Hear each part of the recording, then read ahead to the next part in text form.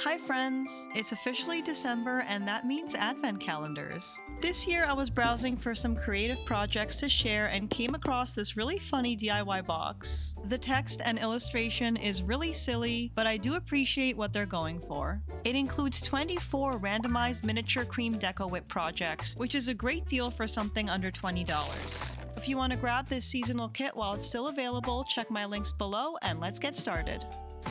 Opening up the first box, we have a festive theme with a Christmas tree. The cream is a PVC glue, so it is non-toxic, which means you don't need PPE. I found this red cream to be on the runnier side, but it was thankfully just a fluke. And I like that there's no instructions, so you can be free to approach this any way you like.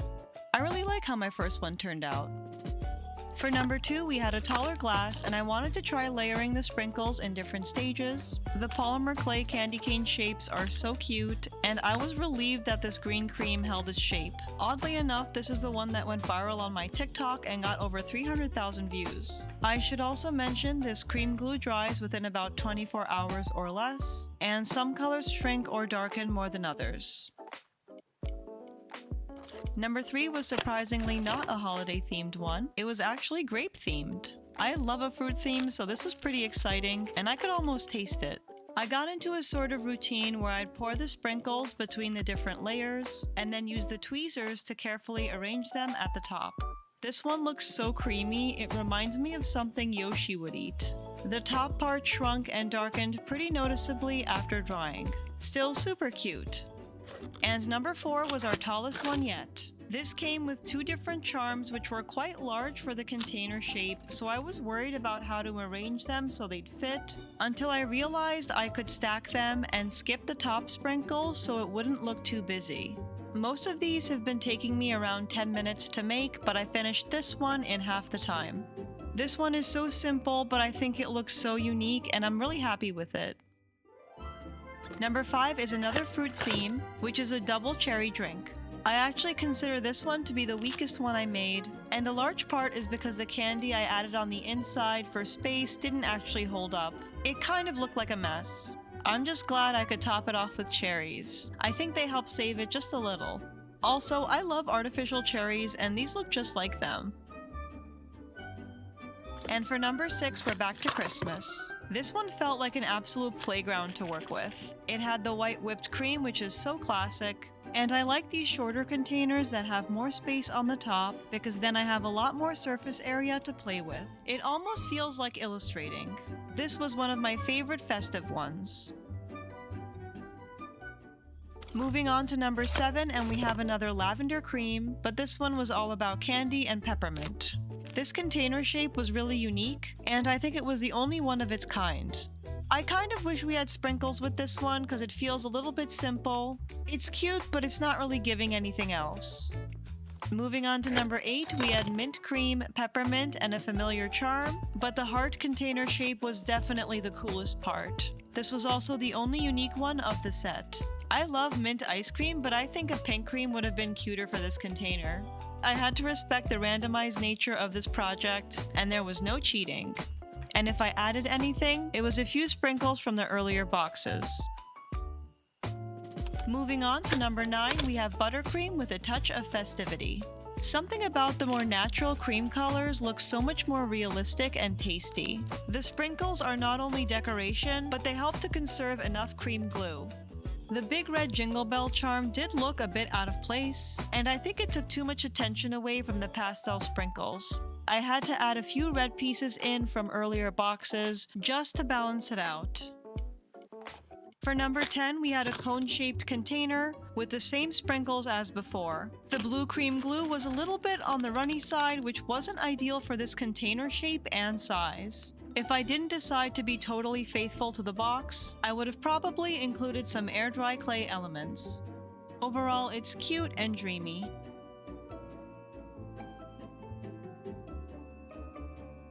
For number 11, I tried something very different, which you'll see in a moment. This one had my favorite charm and polymer clay mix. I tried to use a piece of plastic from the packaging to boost up the cream after adding sprinkles. It wasn't what I totally imagined in my head, but I don't think it turned out too bad. I really love the Christmas wreath, and this one feels just so cohesive.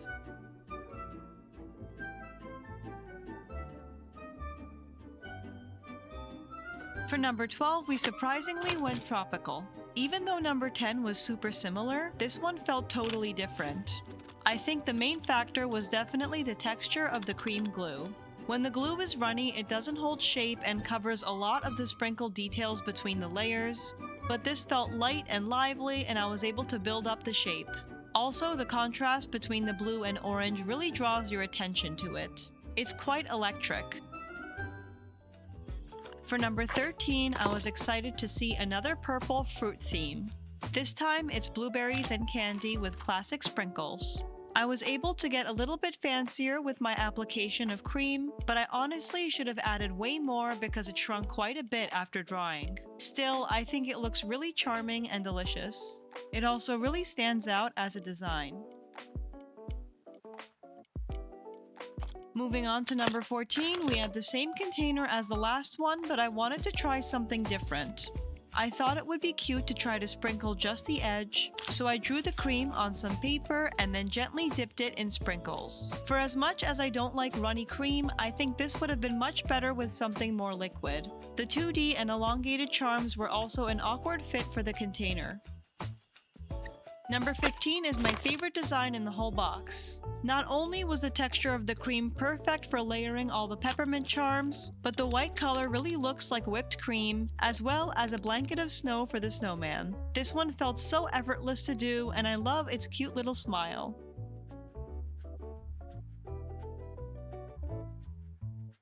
For number 16, we had our first chocolate dessert. This was also the first box to feature gingerbread charms. I wanted to see if I could arrange a little window of charms that would be visible on the side of the container since this one is so shallow. The Oreo-style cookie charm is cute, but it kind of blends in too much with the fudge.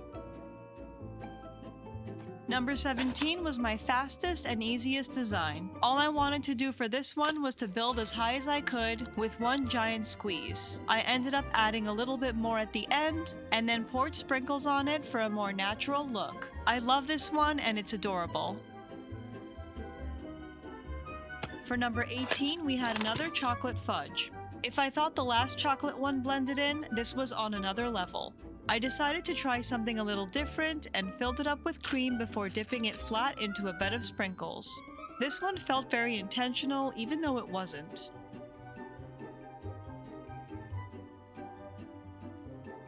Moving on to number 19, we finally had bright red cream again, except this time a taller container to snugly fit a happy gingerbread man. The colors for this one are super cohesive and it complements the other snowman design so well.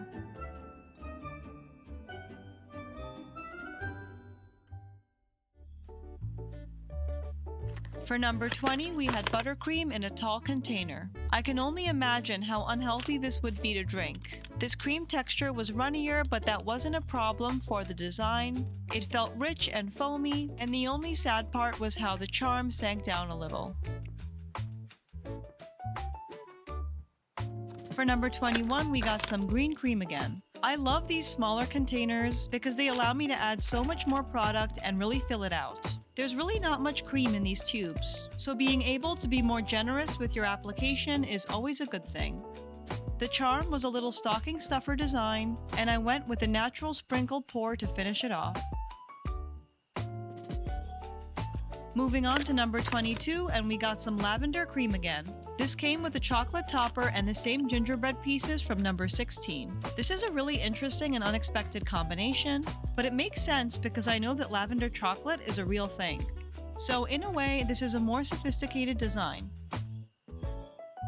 For number 23, we had an unexpected avocado treat. This was quite possibly the silliest design and combination. I tried the same sprinkles on the rim like with number 14, except this time I added the cream directly to the edge before tapping it into a bed of sprinkles.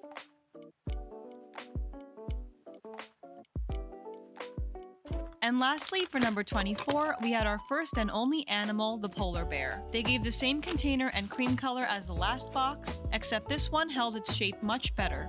If I had to categorize the different cream textures, I would say there's runny, normal, and airy. This would be the normal one. I decided to lay the charm flat so it looks like it's relaxing, and then stuck the candy canes upright. I think it turned out really cute, and it's a unique way to end the series. So that's all for the DIY Advent Calendar.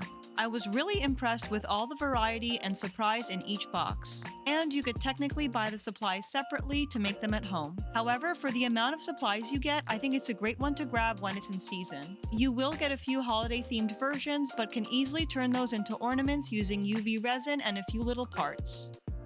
Here's how they look on my own Christmas tree after I transformed 8 into ornaments. I think they're so adorable and make a great little gift for friends or family.